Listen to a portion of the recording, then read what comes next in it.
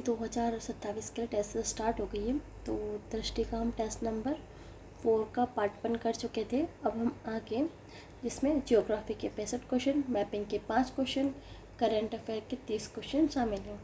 तो हम पार्ट 1 कर चुके हैं। अब इसके आगे हम इस पार्ट में 51 से लेकर 100 तक के क्वेश्चन देखेंगे। तो 15 क्वेश्चन नंबर 51, मृदा के प्रकार और उनके अभिलक्षणिक गुणों में निम्नलिखित में से कौन सा कथन सम्मिलित है। तो पहला क्या बोल रहा है, मृदा का प्रकार क्या है, काली मृदा। काली मृदा, इसके अभिलक्षण गुण क्या है कि सूखने पर संकुचन, चौड़े वितर विकसित करने के कारण एक प्रकार की स्वयं जुताई की प्रक्रिया प्रदर्शित करती है। तो ये सम्मिलित है। दूसरा, जलोढ़ मृदा निक्षेपण मृदा, जलोढ़ मृदा जो कि निक्षेपण मृदा जो कि समानता नाइट्रोजन और फास्फोरस दोनों से समृद्ध होती है। सही बात है। लैटेराइट मृदा उष्णकटिबंधीय वर्षावन के अंतर्गत तीव्र निक्षालन के कारण निर्मित होती है। ये कैसी होती है लैटेराइट मृदा का निर्माण? उष्णकटिबंधीय वर्षा के अंतर्गत तीव्र निक्षालन के कारण निर्मित होती है। इसमें लौह और एल्यूमिनियम ऑक्साइड के शेष रह जाते हैं। तो ये भी सही सुनिश्चित है। अब शुष्क मृदा की बात कर रहा है। शुष्क मृदा क्या बोल रहा है, उच्च जीवांश और कार्बनिक पदार्थ सामग्री का संरक्षण में बालुकामय। तो ये जो है ना, ये गलत है, क्योंकि जो शुष्क मृदाएं होती हैं ना, ये संरचना में बालुकामय प्रकृति और लवणीय होते हैं। ठीक है, कैसी होती हैं? संरचना में बालुकामय और प्रकृति में लवणीय होते हैं। शुष्क जलवायु, उच्च तापमान और तीव्र वाष्पीकरण के कारण इन मृदाओं में आर्द्रता की कमी होती है। इनमें जीवांश या कार्बनिक पदार्थ बहुत कम मात्रा में पाए जाते हैं। तो इसलिए ये गलत हो गया। तो कितने सम्मिलित हो गए? 1, 2, 3, यानी इसका ऑप्शन आएगा सी। नेक्स्ट क्वेश्चन हम देखते हैं 52 नंबर। निम्नलिखित में से किसे वायुमंडल के स्थायी घटक के बजाय एक परिवर्तनशील गैस माना जाता है? बताओ। ये बात कर रहा है कार्बन डाइऑक्साइड की। तो हम कार्बन डाइऑक्साइड के बारे में कुछ जान लेते हैं कि है ना, देखो आपको पता है नाइट्रोजन कितनी मिलती है हमारे उसमें 78% मिलती है, ऑक्सीजन 21% मिलती है, ऑर्गन मिलता है उसके बाद अक्रिय गैसेस में माना जाता है। कार्बन डाइऑक्साइड जो रहती है ना, इसका परसेंटेज रहता है 0.04%। और ये क्या है, ये परिवर्तनशील गैस है क्योंकि इसकी सांद्रता प्रकाश संश्लेषण, श्वसन, ज्वालामुखी विस्फोटन और जीवाश्म ईंधन के दहन जैसी प्रक्रियाओं में बदलती रहती है। अपने छोटे प्रतिशत के बावजूद ग्रीन हाउस प्रभाव के माध्यम से पृथ्वी के तापमान को नियंत्रित करने में इसकी भूमिका होती है। ठीक है, नेक्स्ट क्वेश्चन हम देखते हैं। वायुमंडल पर तापमान और शीतलन के संबंध में निम्नलिखित तथ्यों पर विचार कीजिए। वायुमंडल लघु तरंग सौर विकिरण के बजाय मुख्यतः धरातल से आने वाली पार्थिव विकिरण के द्वारा गर्म होता है।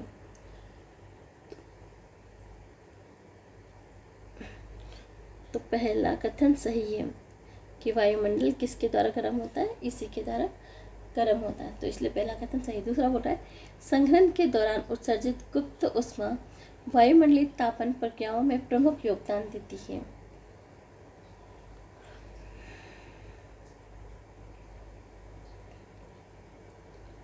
एक सेकेंड ना, हाँ ये वाला ही बोला, संघनन के दौरान उत्सर्जित गुप्त ऊष्मा, ठीक है, वायुमंडलीय तापन प्रक्रिया में प्रमुख योगदान देता है। तो ये दोनों सही हैं, पहला भी सही है, दूसरा भी सही है। तो इसका आंसर आ जाएगा सी। 1 और 2 दोनों। भू विक्षेपित पवन वह है जो, कौन सी भू विक्षेपित पवन बताओ? भू विक्षेपित पवन वो है जो दाब प्रवणता बल और कोरियोलिस बल के बीच संतुलन के परिणाम स्वरूप उत्पन्न होता है। वो क्या कहलाती है? भू विक्षेपी पवन कहलाती है। ठीक है,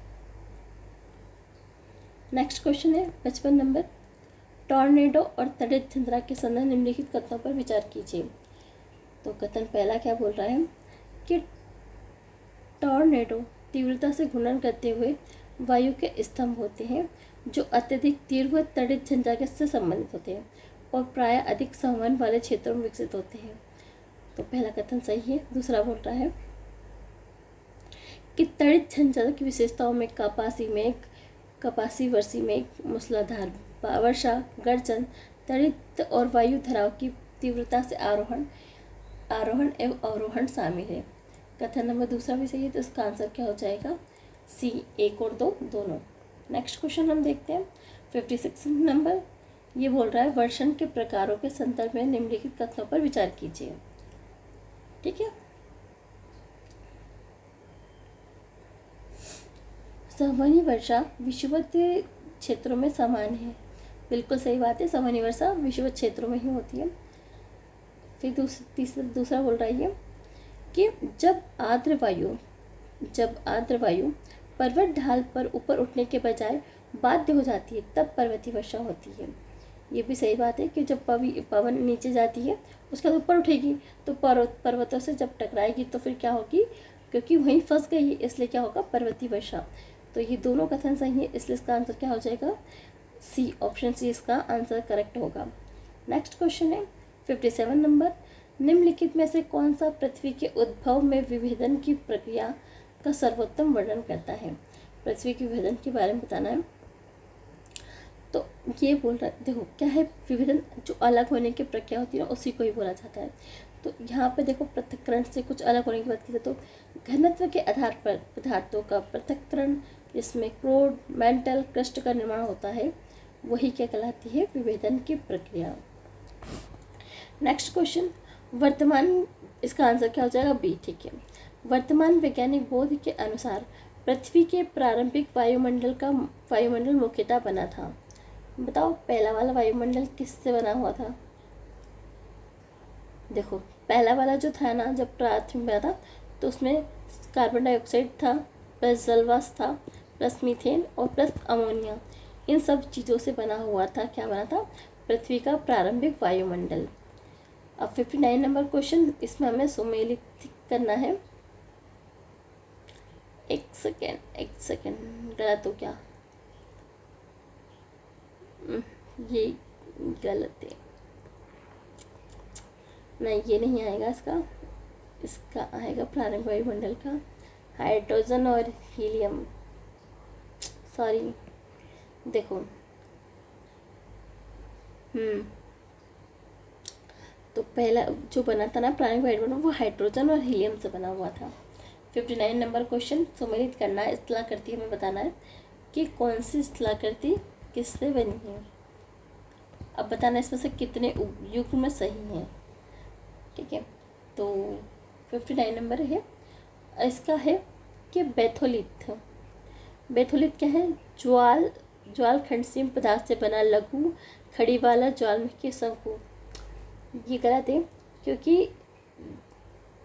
ये बेथोलिथ जो होता है ना, वो ठंडे मैग्मा के विशाल एवं अधिक गहराई में स्थित पिंड होते हैं। बेथोलिथ क्या होता है? ठंडे मैग्मा के विशाल और अधिक गहराई में स्थित पिंड होते हैं, जो प्रायः सैकड़ों वर्ग किलोमीटर में विस्तृत होते हैं। ये प्रायः हिमालय जैसी वरिष्ठ पर्वत प्रणालियों का आधार होते हैं, इसलिए पहला वाला गलत है। दूसरा बोल रहा है लेकोलिथ क्या होता है ना? तो लेकोलिथ क्या बता रहा है कि गुंबदनुमा अंतर्वेदी आकृति जो कि ऊपरी पर्वतों को ऊपर की ओर वर्गीकृत करती है। ये सही बोल रहा है ना? तो ये लेकोलिथ सही है। फिर अगला है सिल चट्टानों की परत को काटते हुए मैग्मा की ऊर्ध्वाधर भित्ति जैसा पिंड। नहीं, सिल है ना कुछ चादर टाइप का होता है, जो संस्तरण के तलों के समांतर होता है। ठीक है, तो ये गलत है। अगला बोल रहा है डाइक क्या बता रहा है? ये डाइक संस्तर तलों के समांतर अंतर्वेदी मैग्मा की क्षैतिज परत होता है। नहीं, ऐसा नहीं होता है।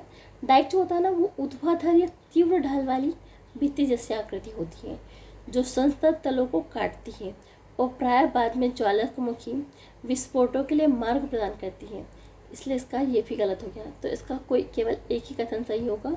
तो 59 का देखिए तो इसका आंसर आएगा ए, क्योंकि एक ही कथन सही है, इसलिए इसका आंसर क्या आएगा? ए। नेक्स्ट क्वेश्चन देखेंगे हम 6 नंबर। भू प्रॉपर्टी के तत्वों के संबंध में बताना है कि निम्नलिखित में से कौन सा कथन सही है। भू प्रॉपर्टी का लगभग 1/4 भाग ऑक्सीजन और प्लस सिलिकॉन है। नहीं, ये सही नहीं है, क्योंकि भूप्रपटी में ऑक्सीजन और सिलिकॉन का अंश 1/4 नहीं बल्कि वास्तव में 3/4 है। यानी कितना है, 75% है, 1/3 है ना, 3/4 है, 3/4, 3/4 आएगा, है ना, 75% है, जिसमें वो चट्टान बनाने वाले खनिज में सबसे महत्वपूर्ण योगदानकर्ता बन जाते हैं। और ये सिलिकेट खजानों का आधार है जो भूपर्वटी पर सर्वाधिक है। दूसरा कथन बोल रहा है, तो ये कथन तो गलत हो गया। दूसरा बोल रहा है कि ऑक्सीजन और सिलिकॉन के बाद एल्यूमिनियम भूपर्वटी में तीसरा सबसे बड़ा प्रचुर तत्व है। तो हाँ, ये वाला कथन सही है। देखो, एल्यूमिनियम भूपर्वटी का लगभग 8.1% हिस्सा बनाता है, जो कि ऑक्सीजन 46% और सिलिकॉन 27.7% तीसरा सबसे प्रचुर पदार्थ है। ठीक है, तो इसका आंसर केवल 2 होगा। इसका आंसर क्या हो जाएगा, केवल बी। नेक्स्ट क्वेश्चन हम देखें तो 61 नंबर,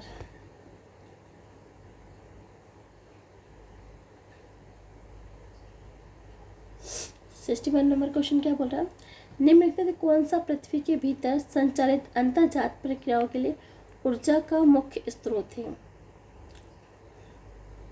तो इसका आंसर ये आएगा, पदार्थों के रेडियोधर्मी क्षय से उत्पन्न ऊष्मा और पृथ्वी के निर्माण की अवशिष्ट ऊष्मा, ये क्या है, ऊर्जा का स्रोत। 62 नंबर क्वेश्चन, मृदा निर्माण से संबंध बताना है। मृदा निर्माण से संबंधित निम्नलिखित कथनों पर विचार कीजिए।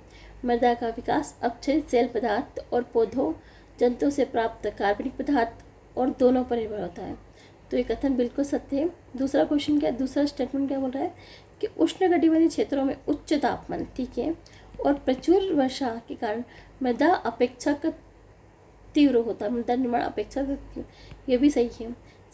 थर्ड बोल रहा है कि जनक सेल, जलवायु, जीव जंतु, स्थलाकृति और समय जैसे कारक मिलकर मृदा परिक्षेत्र की विषाक्तताओं को निर्धारित करते हैं। ये भी कथन सही है, बिल्कुल राइट होगा।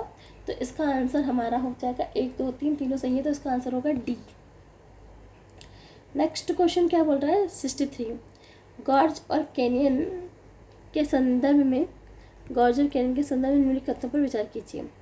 तो एक हाँ,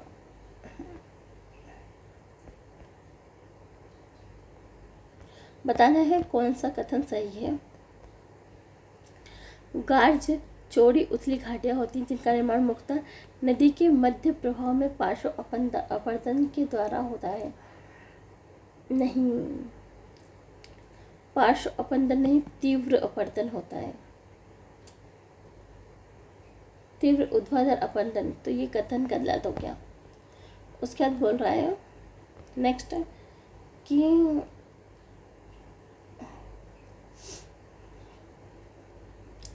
केनियन गार्ज की तुलना में सक्रिय होते हैं। नहीं, केनियन बड़े होते हैं गार्ज की तुलना में।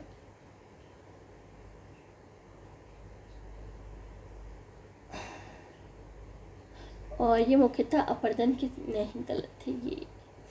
तो इसका आंसर ना तो 1 ना तो 2, कोई भी सही नहीं हो उसमें से। 64 क्वेश्चन नंबर बोल रहे हैं, ड्रमलाइन का सर्वोत्तम वर्णन किया जा सकता है। ड्रमलाइन का सर्वोत्तम वर्णन किया जा सकता है।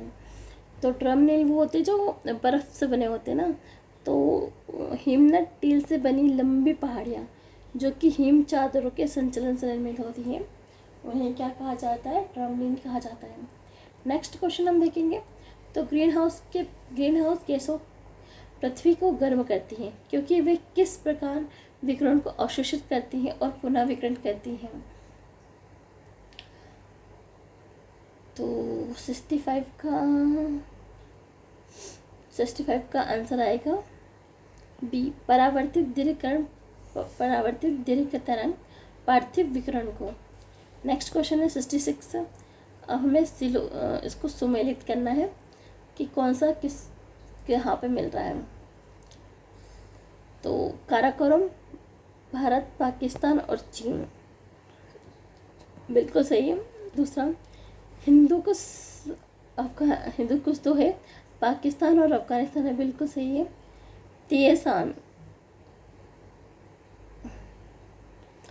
चीन, किर्गिस्तान और कागाज, बिल्कुल सही। जाग्रोस, जाग्रोस पर्वत, ईरान और अफगानिस्तान, नहीं ईरान तो ठीक है, पर अफगानिस्तान नहीं आएगा, यहाँ पे इराक आएगा, उत्तरी इराक। इराक और ईरान और इराक में है, ठीक है। और ठीक है, तो इसका 1 2 3 यानी इसका आंसर क्या आ जाएगा, बी आ जाएगा। इसका आंसर, सही आंसर क्या है, बी। नेक्स्ट क्वेश्चन देखेंगे।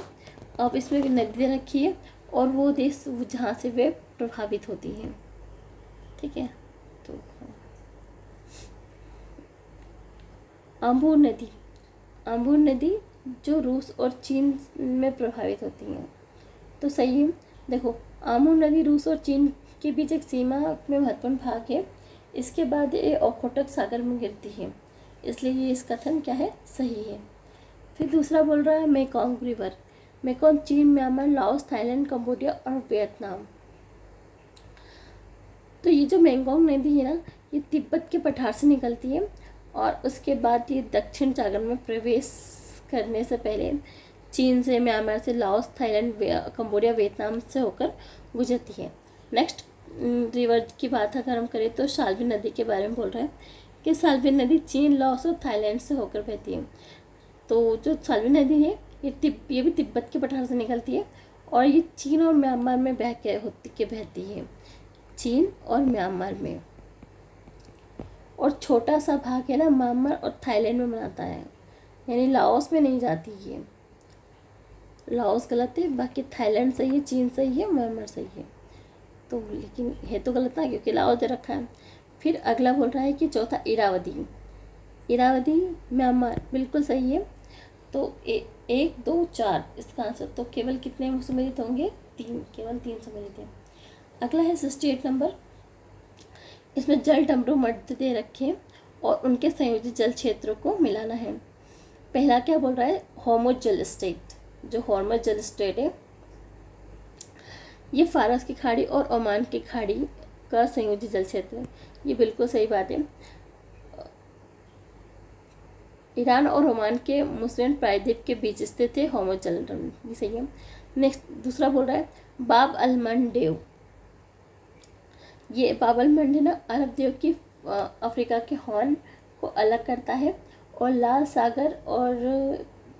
लाल सागर को अदन की खाड़ी से जोड़ता है। अगली है नेक्स्ट मलक्का, मलक्का जो है वो मलय प्रायद्वीप और सुमात्रा के बीच है। सिंगापुर जल डमरू मध्य के मध्य अंडमान और दक्षिण चीन सागर के बीच एक महत्वपूर्ण समुद्री कनेक्टिविटी प्रदान करता है, इसलिए ये भी सही है।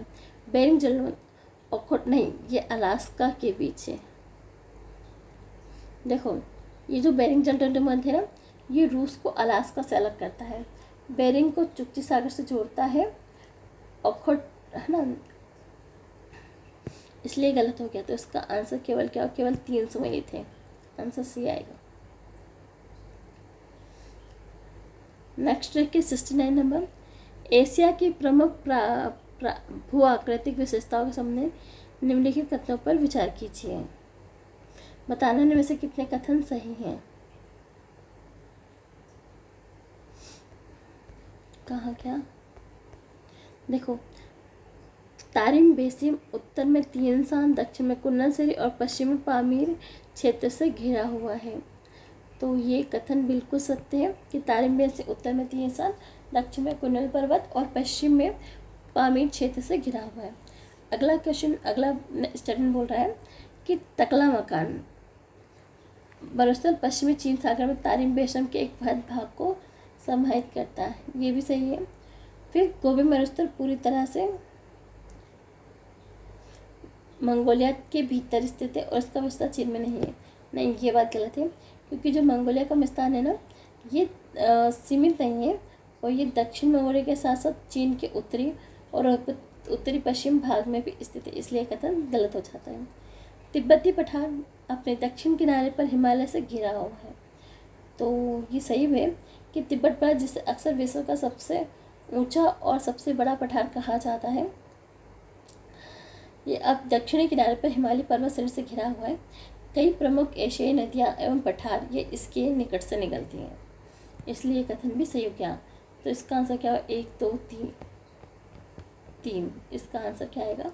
केवल 3 सम्मिलित है। नेक्स्ट क्वेश्चन देखें।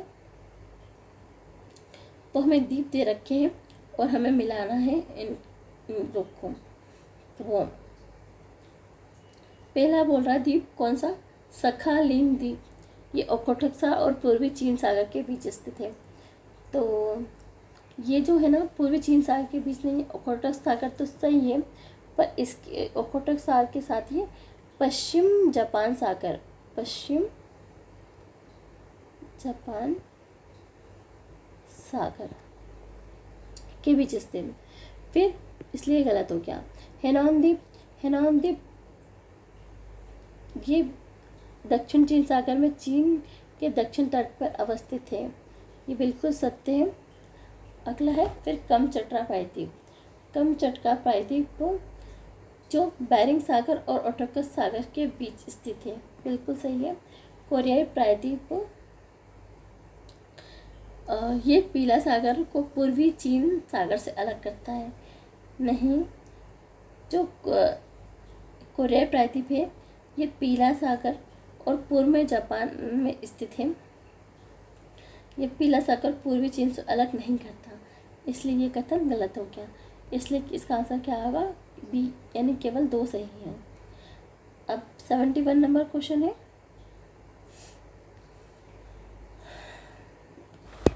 जन समर्थ पोर्टल के संदर्भ में निम्नलिखित पर विचार कीजिए।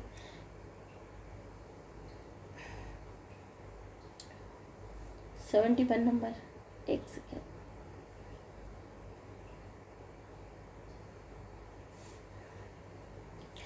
देखो, जन समर्थन पोर्टल, इसका प्राथमिक उद्देश्य लाभार्थी और ऋणदाता संस्थाओं के बीच एक प्रौद्योगिक संचारी संपर्क स्थापित करके ऋण वितरण प्रक्रिया को सरल और सुव्यवस्थित बनाना है। तो ये कथन बिल्कुल सत्य है। इसके क्या बोल रहा है कि यह पोर्टल भारतीय संविधान के 8वें अनुसूची की 22 भाषाओं में सेवाएं प्रदान करता है। नहीं, तो ये 22 में नहीं, ये 8 भाषाओं में प्रदान करता है। कौन कौन सी? अंग्रेजी, हिंदी, गुजराती, तेलुगु, तमिल, मराठी, बंगाली, कन्नड़म। ठीक है। अगला क्या बोल रहा है? ये कृषि नवीनीकरण, ऊर्जा, आवास जैसे विभिन्न क्षेत्रों से समृद्ध ऋण संबंध योजनाओं के एक विस्तृत श्रृंखला को कवर करता है।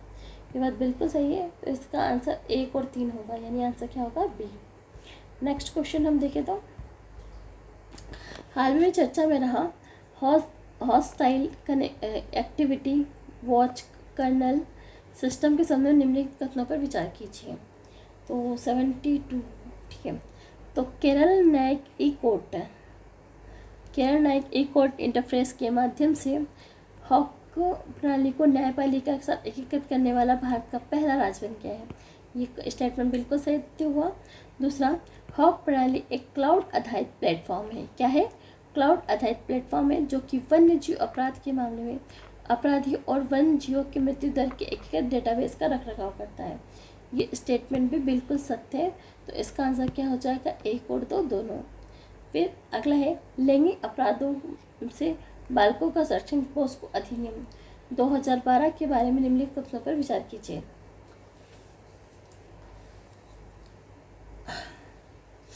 यह अधिनियम जेंडर तटस्थ है, इसमें लड़के और लड़कियों दोनों को, बिल्कुल सही बात है।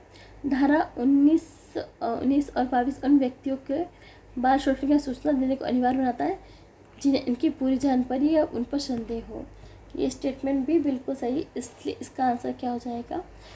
1 और 2 दोनों, यानी answer C. 75 number question, 74 number question.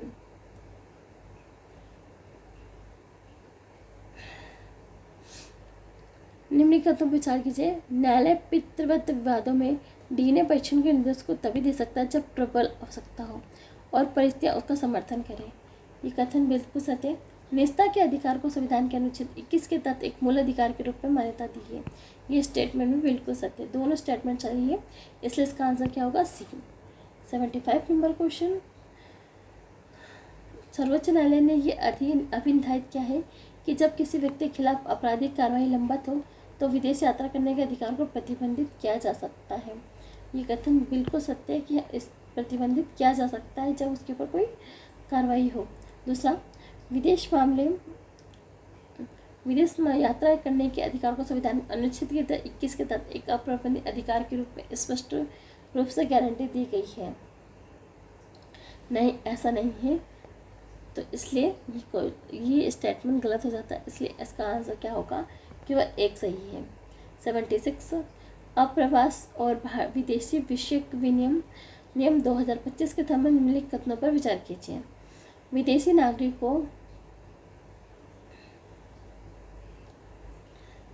नागरिकों को यदि वे 180 दिन से अधिक भारत में रहते हैं तो अप्रवास अवधि समाप्त होने के पहले उन्हें पंजीकरण करवाना अनिवार्य है।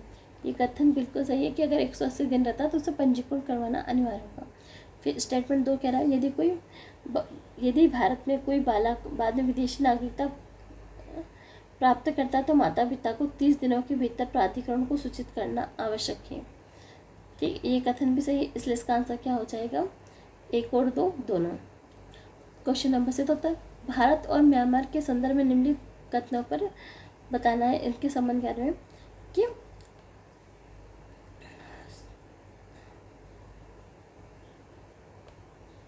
एक सेकेंड। भारत म्यांमार का सबसे बड़ा व्यापारिक भागीदार बन गया और फॉर्मल रिसोर्स मार्केट में इसका लगभग एकाधिकार रह गया है। नहीं, ये गलत है, क्योंकि भारतीय दवाएं म्यांमार के फॉर्मस बाजार का लगभग 60% हिस्सा रखती हैं। भारत म्यांमार का चौथा बड़ा व्यापारिक साझेदार है, न कि पूर्ण सबसे बड़ा, इसलिए कथन गलत हो जाता है। दोनों देशों ने केंद्रीय बैंकों के रुपए क्वैत निपटान तंत्र को कार्यान्वित करने, जिसमें कि अमेरिका डॉलर पर निर्भरता के बिना प्रत्यक्ष द्विपक्षीय व्यापार संभव हो सके, इसलिए ये कथन बिल्कुल सही है, क्योंकि ये सत्य कथन है। थर्ड है कि Bharat Kaladan multi modal transport परियोजना के एक महत्वपूर्ण घटक के रूप में सितवे बंदरगाह की सक्रिय रूप से प्रबंधन कर रहा है।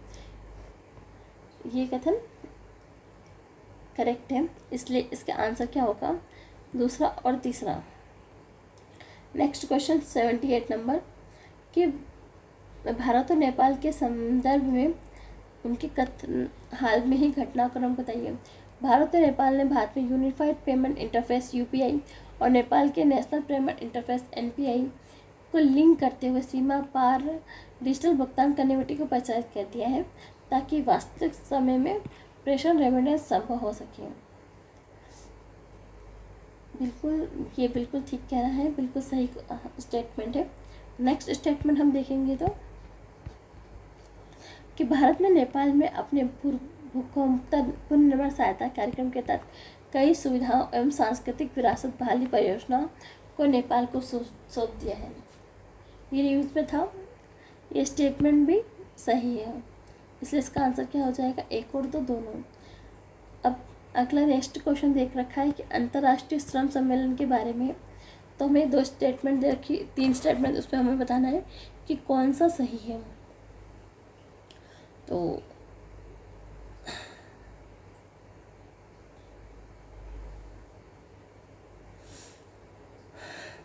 अब हमें बताना है कि इसमें से कौन सा कथन सही है। यह अंतर्राष्ट्रीय श्रम संगठन ILO की सर्वोच्च निर्णय देने वाली और विचार विमर्श करने वाली संस्था के रूप में कार्य करता है, जो संयुक्त राष्ट्र की एक विशिष्ट एजेंसी है। ये कथन सही है।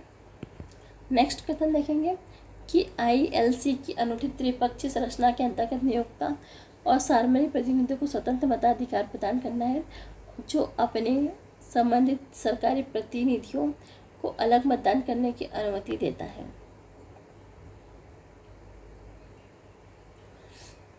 हाँ, ये स्टेटमेंट ठीक है। उसके बाद है थर्ड स्टेटमेंट क्या बोला, अनुपाती समानता बनाए रखने के लिए प्रत्येक सदस्य को देश को वार्षिक सम्मेलन में एक सरकारी प्रतिनिधि, एक नियोक्ता प्रतिनिधि और एक श्रमिक प्रतिनिधि योजना बनाना अनिवार्य है। नहीं, ये कथन सही नहीं है। तो और ऑप्शन क्या था, तीनों कथन सही है? नहीं, दो कथन सही जिसमें दो शामिल है, हाँ। तो इसका आंसर क्या होगा, बी है। नेक्स्ट देखेंगे कि निम्नलिखित कथनों पर विचार कीजिए कि संयुक्त राष्ट्र व्यापार प्रतिनिधि USTR ने अमेरिकी व्यापार अधिनियम 1974 की धारा 301 के तहत भारत से होने वाले आयात पर अतिरिक्त शुल्क लगाने का प्रस्ताव दिया है। ये कथन बिल्कुल सही है, सही बोल रहा है। और सेकंड स्टेटमेंट, भारत के घरेलू कानूनों के तहत बालाश्रम को प्रतिबंधित करने वाला कोई कानून प्रावधान नहीं है। ये गलत है, ऐसे कानून हैं, क्योंकि कंपारा से नहीं, एक सेकेंड, 100 अनुच्छेद 23 है जो बालकों के लिए है, इसलिए ये कथन गलत हो जाता है। 80 का स्टेटमेंट एक ठीक है, इसलिए इसका आंसर क्या हो जाएगा, ए, केवल ए सही, एक सही है। नेक्स्ट क्वेश्चन है कि भारत और अफ्रीका के संबंधों के भू राजनीतिक महत्व के संबंध में निम्नलिखित कथनों पर विचार कीजिए। तो स्टेटमेंट एक है, भारत समुद्री सुरक्षा और हिंद महासागर क्षेत्र में सूचना साझाकरण को सुदृढ़ करने के लिए सागर का उपयोग करता है। हाँ, ये कथन सत्य है। दूसरा बोल रहा है कंपाला सिद्धांत अफ्रीकी देशों में पारदर्शी और संप्रभु निकाय ढांचा बदला। तो कंपाला सिद्धांत के बारे में हमें अच्छे से पढ़ना पड़ेगा और देखना पड़ेगा, ठीक है। तो ये, लेकिन अभी यहाँ पे ये दोनों स्टेटमेंट सही हैं, इसलिए आंसर क्या हो जाएगा, सी। नेक्स्ट क्वेश्चन देखेंगे कि भारत और यूके के critical minerals global supply chain observatory GSCO के संबंध में निम्नलिखित कथनों पर विचार कीजिए। 20 सालों को वैश्विक आपूर्ति प्रवृत्तियों और रणनीतिक खनिजों से संबंधित सुबह को ट्रैक करने के लिए डिज़ाइन किया गया है। ये कथन सत्य है। दूसरा, यह केवल रक्षा स्वरूप प्रयुक्त खनिजों पर केंद्रित है, जो कि इसमें स्वच्छ ऊर्जा अनुप्रयोग को शामिल नहीं किया गया है। तो ये कथन गलत बोल रहा है, इसलिए इसका आंसर क्या होगा, केवल एक। 83 नंबर का क्वेश्चन है,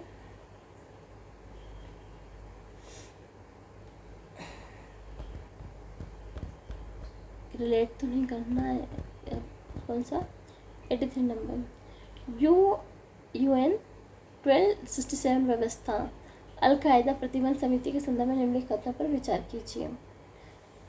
तो इस व्यवस्था में प्राथमिक उद्देश्य अल कायदा, ISIL और उससे जुड़े व्यक्तियों को, संगठनों को वित्तीय परिचालन एवं गतिशीलता नेटवर्क को प्रतिस्थापित करना है।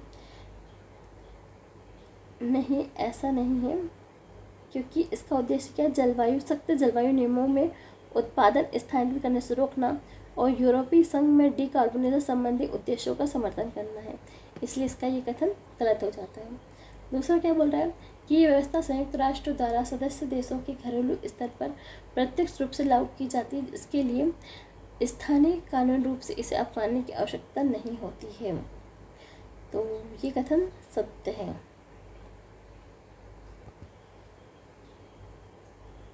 पहला वाला कथन भी सत्य है, दूसरा वाला भी कथन सत्य है। नहीं, पहला वाला सत्य है, दूसरा वाला सत्य नहीं है।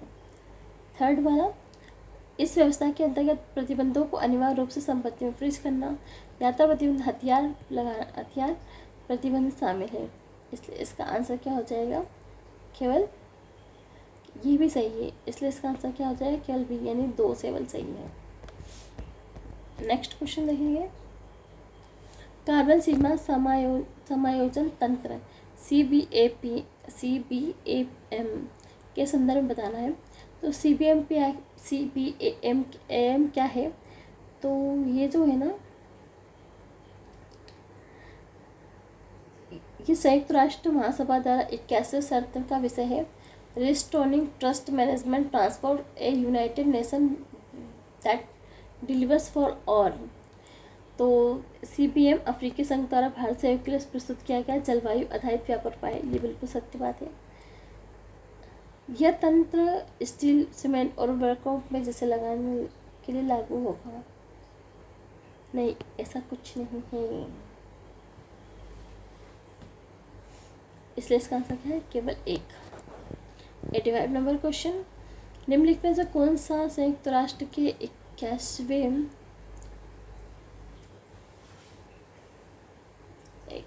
इसका आंसर बी सही होगा, केवल 2 सही, ये गलत है, ये गलत है। इसका आंसर क्या होगा? केवल बी, सॉरी, ठीक है। नेक्स्ट क्वेश्चन है, निम्नलिखित कौन सा 81वें सत्र में विषय का वर्णन है? तो इसका आंसर होगा केवल एक, रिस्टोरिंग ट्रस्ट एंड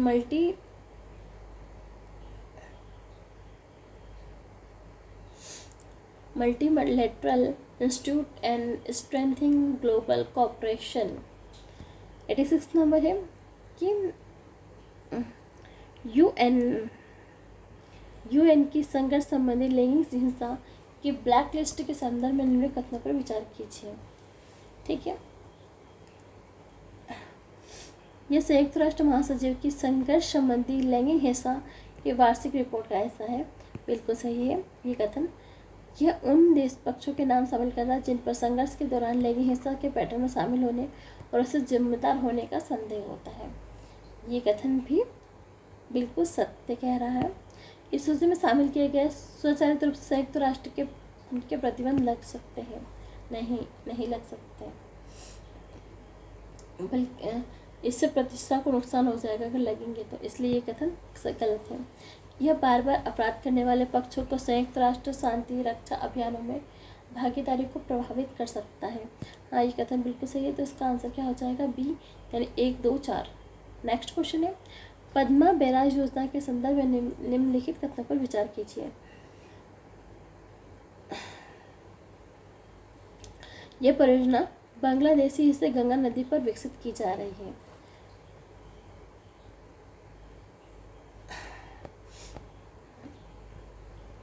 यह भारत और बांग्लादेश के बीच गंगा संचरण विधि 2050 तक प्रभावित होने के लिए निर्धारित है।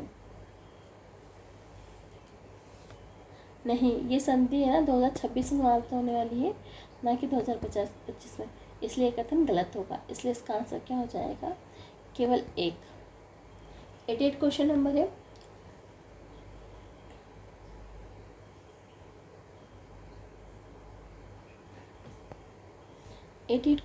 है, निम्नलिखित कथनों पर विचार कीजिए। ठीक है, दक्षिण एशिया में निवेश जुटाना, एग्री टेक का दायरा बढ़ाना। अच्छा, ये पहले नीचे का पढ़े थे। उपयुक्त में से कितने सैपलिंग डब्ल्यू 2026 के रणनीति उद्देश्य और नीति फोकस की उपयुक्त रूप में दर्शाते हैं? तो पहला वाला कथन हमें पता देख, निवेश जुटाना और एग्री टेक, तो पहला कथन सत्य है। दूसरा, एग्री कनेक्ट अधिक आर्थिक प्रतिमान को मूल्य संवर्धन से पूरी तरह से पृथक कर पुनः मूल कृषि उत्पादन की ओर अग्रसर करना। नहीं, दूसरा क्या बोला? एग्री कनेक्ट पहल के अंतर्गत 2030 तक 30 करोड़ किसानों तक पहुंचने का लक्ष्य हासिल किया गया है, ये कथन भी सही है। फिर समष्टि आर्थिक प्रतिमान को मूल संवर्धन से पूरी तरह से पृथक कर पुनः मूल कृषि उत्पादन की ओर अग्रसर होना है। नहीं, ये कथन बिल्कुल गलत है। फिर फार्म टू फैक्ट्री, कैसे कारखाने तक एकीकरण, कोल्ड चेन, स्मार्ट पैकेजिंग के उपयोग के माध्यम से कटाई के बाद होने तुरंत नुकसान को कम करना। इसलिए इसका आंसर क्या होगा? 1, 2, 3, 4, यानी केवल 3 सुमेलित थे। फिर ट्रेड फ्रेमवर्क के अंतर्गत MI एक्सचेंज के बारे में निम्नलिखित कथनों पर विचार कीजिए। 89 में, तो इसका है ये जो ट्रेड फ्रेमवर्क के क्या है? MI एक्सचेंज के बारे में, ये RBI द्वारा स्वीकृत एक डिजिटल प्लेटफॉर्म है जिसे MSME के कार्यशील पूंजी संबंधी समस्याओं के समाधान हेतु तैयार किया गया। ठीक है, ये कथन बिल्कुल सत्य है। फिर दूसरा बोल रहा है कि ये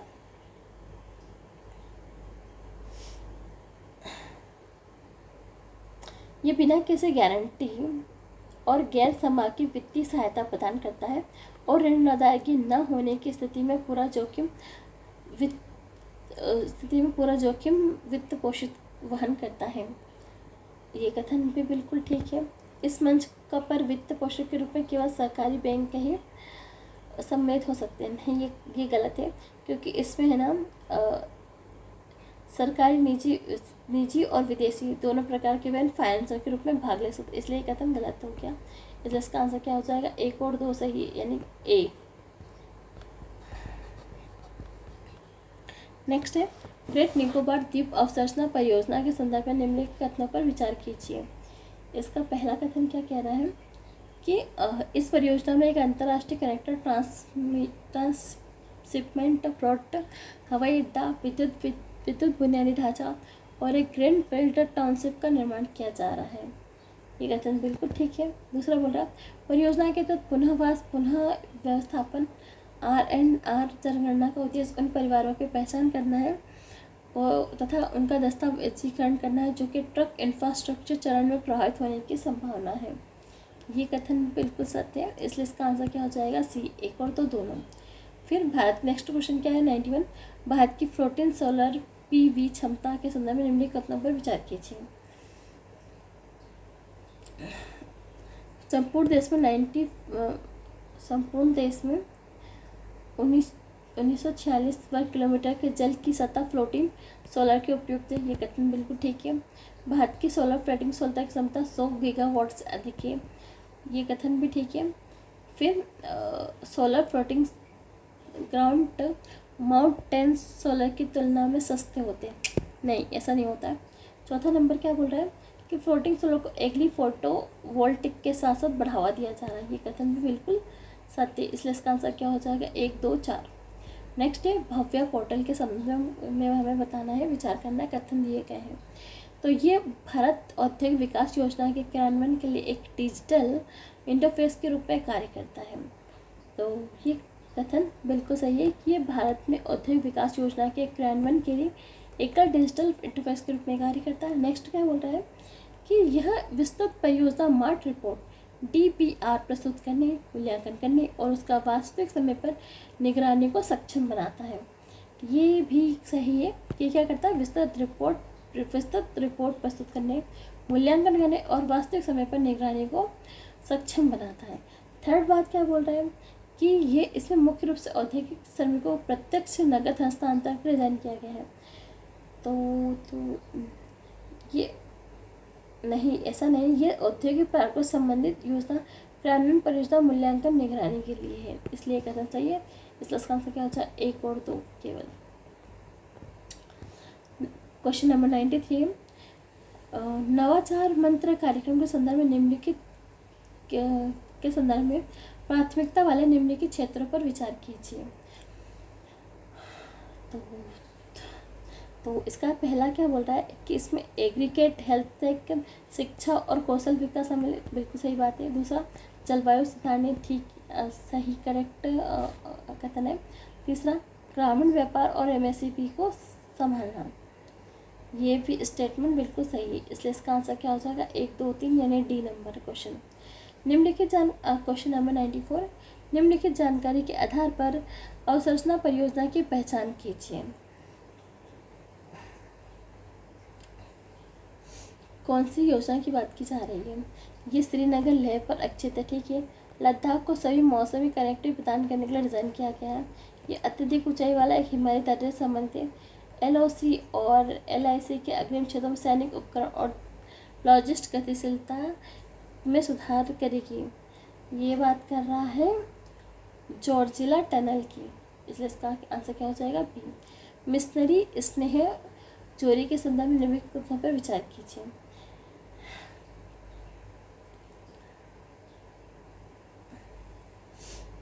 यह पहल असम के स्वर्णिम रेशम मुर्गा को क्लस्टर आधारित विकास मॉडल माध्यम से बढ़ावा देने के लिए किया गया है।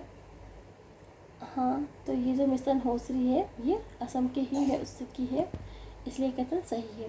दूसरा बोले ये मिशन मुगा रेशम खेती के बजाय अपने औजारों के लिए कृत्रिम रेशम उत्पादन को प्रतिस्थापित करने का उद्देश्य नहीं रखता। ये कथन बिल्कुल गलत है, इसलिए इसका आंसर क्या हो जाएगा, केवल एक सही है। अगला नेक्स्ट क्वेश्चन हम देखेंगे 96 नंबर।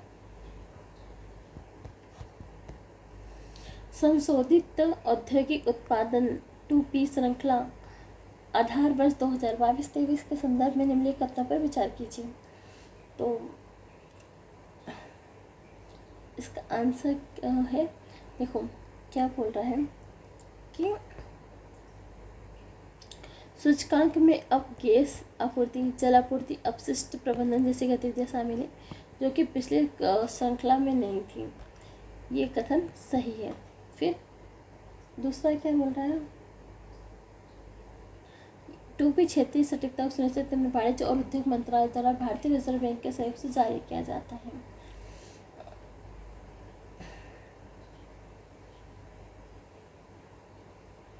नहीं, ऐसा नहीं है, क्योंकि ये ना मासिक रूप से सांख्यिकी और कार्यक्रम कार्यान्वयन मंत्रालय के तहत NOSO के द्वारा प्रकाशित किया जाता है, इसलिए कथन गलत है। थर्ड क्या बोला स्टेटमेंट कि संशोधित श्रृंखला में विद्युत उत्पादन को अब हरित ऊर्जा संक्रमण को ट्रैक करने के लिए नवीनीकरणीय और गैर नवीनीकरणीय स्रोतों में विभाजित किया जाता है, इसलिए ये कथन भी सत्य है। तो इसका आंसर 1 और 3 सही है, इसलिए इसका आंसर क्या हो जाएगा, सी, यानी 1 और 3 दोनों सही हैं। नेक्स्ट क्वेश्चन देखेंगे 97 नंबर। इसे बताना है रिलेट करके कि कौन कौन सा सही है। 97 देखेंगे।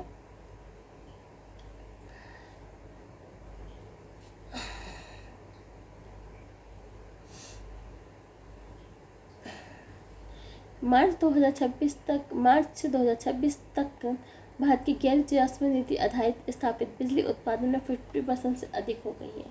ये कथन बिल्कुल ठीक है। फिर अगला नेक्स्ट कथन क्या बोला कि भारत में GDP की उत्सर्जन तीव्रता वर्ष 2005 और 2022 के बीच 37.38 की गिरावट आई है, जिसमें 2030 तक की 33 से 35% कमी के निर्धारित लक्ष्यों को पहले ही पार कर लिया है। कथन ये सही है। थर्ड बोल रहा है कार्बन क्रेडिट स्कीम के अंतर्गत संस्थाएं कार्बन क्रेडिट का परिणाम CCCS अर्जित करती हैं, जिससे कि वहाँ पर एक कार्बन क्रेडिट 100 टन कम किए गए CO2 उत्सर्जन के बराबर है। ये कथन गलत है, तो इसका तीनों से नहीं, 2 कथन से 2, हाँ ये सही है। नेक्स्ट क्वेश्चन बोल रहा है 98 नंबर। अनुसंधान जलवायु अनुसंधान मेगा साइंस विजन 2035 रिपोर्ट के संदर्भ में निम्नलिखित कथनों पर विचार कीजिए। तो रिपोर्ट के अनुसार भारतीय अर्थ सिस्टम मॉडल पूरी तरह से विदेशी जलवायु मॉडलों पर स्वतंत्र है। नहीं, ये कथन गलत है। इसमें ये उल्लेख किया कि भारत आयातित जलवायु नियंत्रण अधिक निर्भर हो गया। ये कथन ठीक है, इसलिए इसका आंसर क्या हो जाएगा, केवल बी। अगला क्वेश्चन नेक्स्ट क्वेश्चन बोल रहा है 99 नंबर। रुद्रा मिसाइल के संदर्भ में निम्नलिखित कथनों पर विचार कीजिए। रुद्रा मिसाइल यह DRDO के नेतृत्व में स्वदेशी रूप से विकसित मिसाइल है, बिल्कुल ठीक है, रुद्रा मिसाइल 1। फिर हैदराबाद में स्थित रसन RCI ने इसके विकास के लिए नोडल उपाय किया था, ठीक है। रुद्र M11 को विशेष रूप से सतह आधारित मोबाइल प्लेटफॉर्म से प्रेक्षक डिजाइन किया गया। इसका उपयोग भूमि आधारित संप्रेषण ऑफ एनिमी एयर डिफेंस के अभियानों तक सीमित है। नहीं, ये गलत है कि इसे वायु से सतह पर वायु के लिए डिज़ाइन किया गया था, इसलिए कथन गलत थे। इसका आंसर क्या हो जाएगा, केवल 1 और 2 सही है। नेक्स्ट क्वेश्चन है क्वाक-ग्लूऑन प्लाज्मा QGP के संदर्भ में निम्नलिखित कथनों पर विचार कीजिए। क्लॉक पदार्थ में एक कोण अवस्था है जो कि क्लॉक ग्लूकॉन से बनी है। ये बिग बैंग के तुरंत बाद अस्तित्व में आई थी। ये कथन सही है। ये लघु पैमाने पर विशिष्ट शून्यता प्रवाह जैसे गुणों के साथ एक लगभग पूर्ण द्रव की बात करता है। तो हजारों उपप्रणालियों के होने के बावजूद QGP एक गैस की तरह व्यवहार करने के बजाय एक लगभग पूर्ण द्रव की तरह व्यवहार करता है, जो शान्यता और सामूहिक प्रवाह जैसे गुणों को प्रदर्शित करता है। इसलिए ये स्टेटमेंट बिल्कुल ठीक है। तो इसका आंसर क्या हो जाएगा, सी। ये दोनों सही है, ठीक है। अब इसका भी ये टेस्ट भी ख़त्म हो गया है। अब हम नेक्स्ट देखेंगे टेक्स्ट नंबर 5 बाद में, ठीक है। बाय।